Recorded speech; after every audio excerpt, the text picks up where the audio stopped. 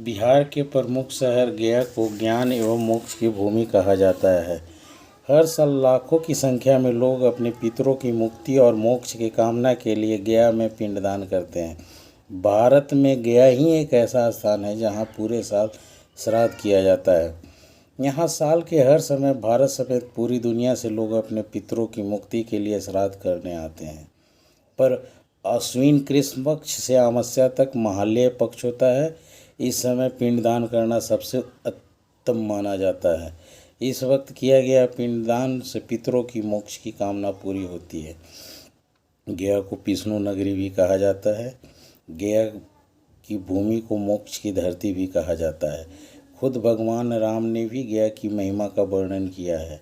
गया की धरती पर खुद माता सीता ने फल्गु नदी के तट पर बालू का पिंड राजा दशरथ को दिया था। मान्यता है कि उनके इस पिंड के बाद ही राजा दशरथ को स्वर्ग की प्राप्ति हुई थी।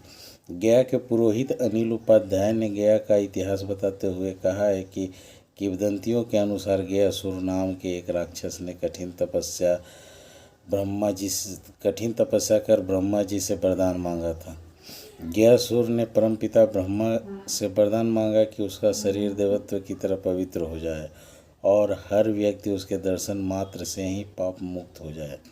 इसके बाद लोग बिना व्यय के पाप करने लगे और गयासुर के दर्शन मात्र से पाप मुक्त होने लगे।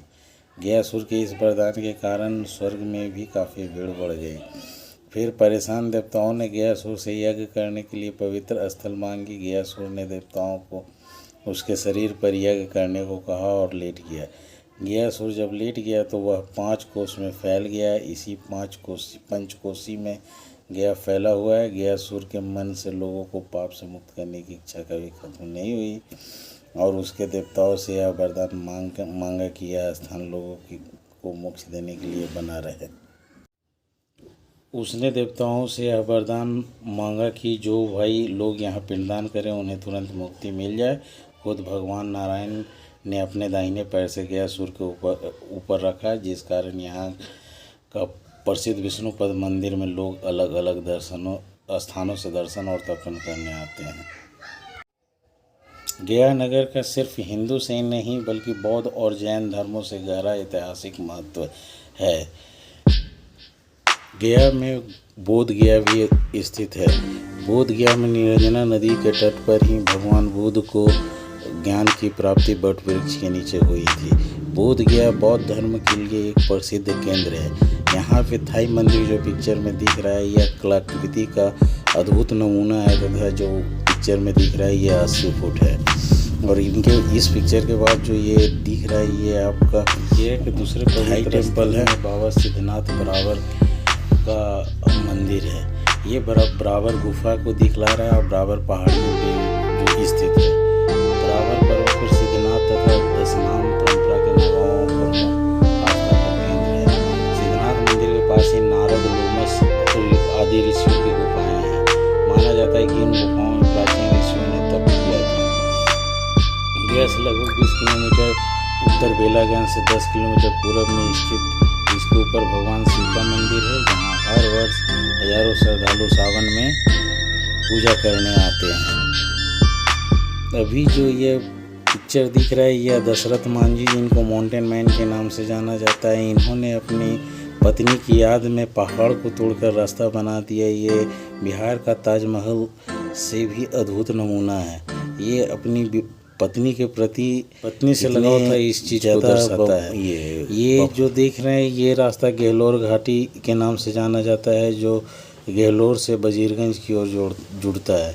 चूँकि यहाँ हॉस्पिटल नहीं रहने की वजह से इनकी वाइफ जब बीमार पड़ी, पत्नी जब बीमार हुई थी तो इनको दिखाने के लिए काफ़ी घूमकर, जो कि 30 से 35 किलोमीटर पड़ता, उस मात्र 6 से 7 किलोमीटर की दूरी। इसी कारण से ये काफ़ी खफा हो क्योंकि ये अपनी पत्नी को हॉस्पिटल नहीं ले जा सके और उनकी पत्नी मर गई। तब ये निर्णय लिया कि अब इस पहाड़ को तोड़कर रास्ता बनाएंगे।